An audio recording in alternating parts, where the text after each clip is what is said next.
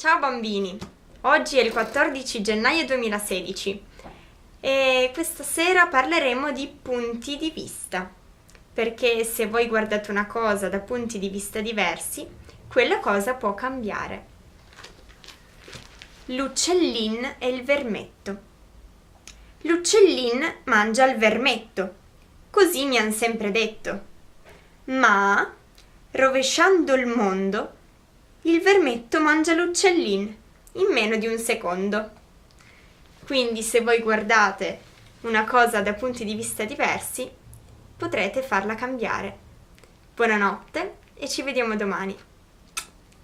Ciao!